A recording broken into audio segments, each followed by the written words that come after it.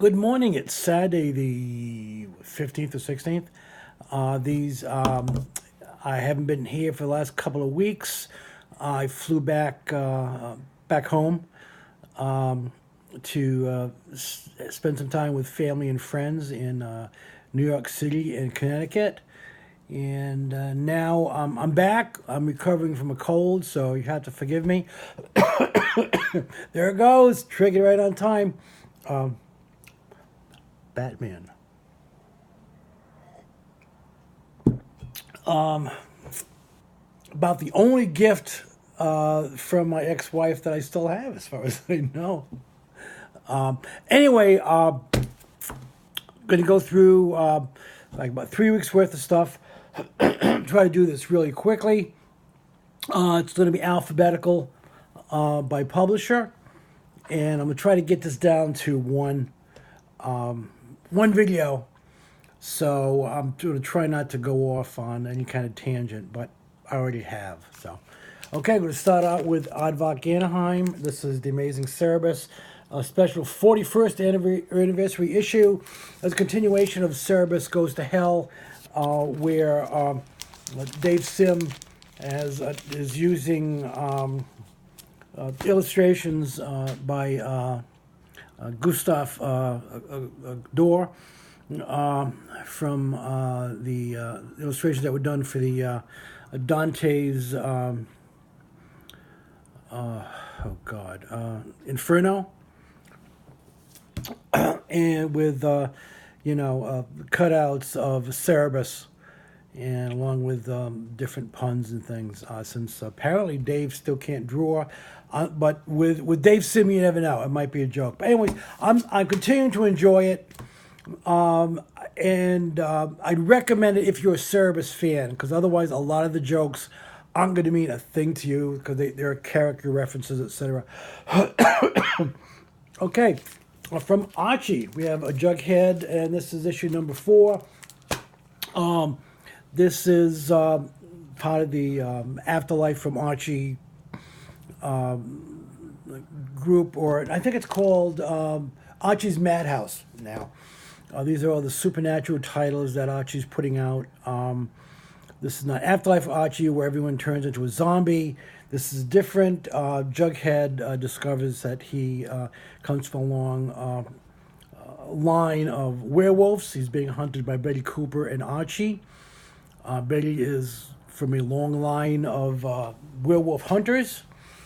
And we have all the other characters, either who have been transformed into werewolves or killed by Jughead, or he's being framed for their murders. So it's fun, but it's interesting. It's a different take on the characters, and if you're into Riverdale and you're open to new interpretations, you might like it. I am. This is Krypton, The World of Krypton #1. It's a free book. I don't know if they're gonna. I'm assuming they're gonna go there for issues. This has nothing. If you look at the title, and then you look at the last 4 or 5 pages of it, which are basically promotions for the upcoming Krypton DC Krypton series on Sci-Fi, you'd think it was a tie-in. It's not.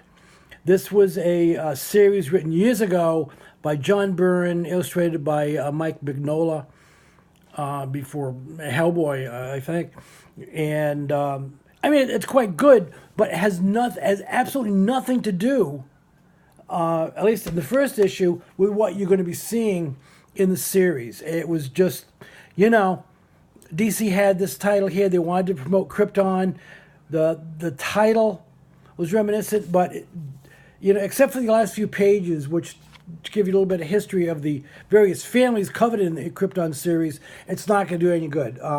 World of Krypton itself, it was pretty good. Not everyone continued using that history, but like I say, if you're John Byrne, Mike Mignola fan, and who isn't, at least Mike Mignola fan, check it out.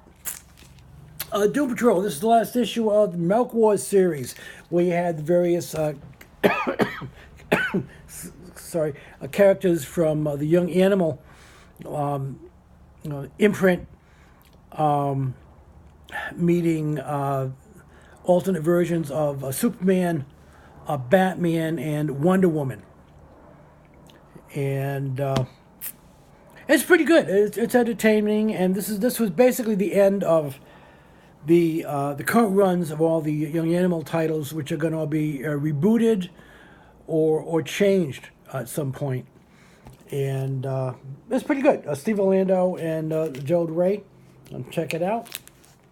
If if you're good. I assume this is going to be all collected in trade paper, so you might wait for that one.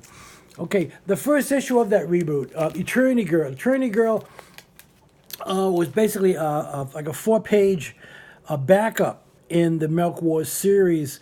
It's about a character in Silver Age comics who her book is canceled, and then various writers and artists come in over the next few decades and try to reboot and alter the character.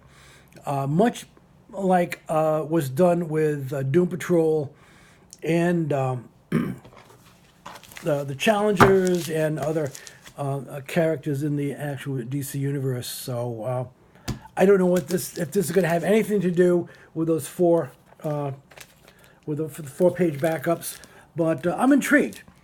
And this is Magdalene Visaggio and Sonny Liu, who I think did the 4-page backups. And check that out. I'll try to get you to know. Shay the Changing Woman, which was Shay the Changing Girl. I don't know what they're doing with this one. And this, of course, goes back to the Steve Ditko character, Shay the Changing Man. And like other characters in Young Animals, things have been rebooted, changed, and we'll see what goes on. This is one of the New Age of Heroes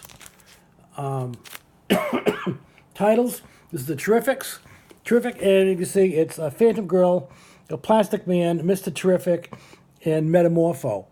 A group of more different characters I can't think of. And naturally, Metals is still going on.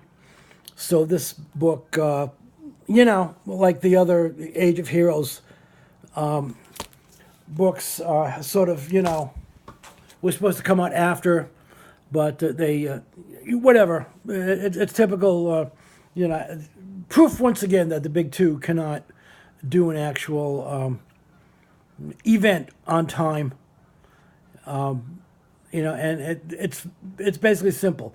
Get all the books in house, and then announce that it's going to be. You keep screwing things over. All right, I don't think I'm going to finish this today. I will try to get through the DC.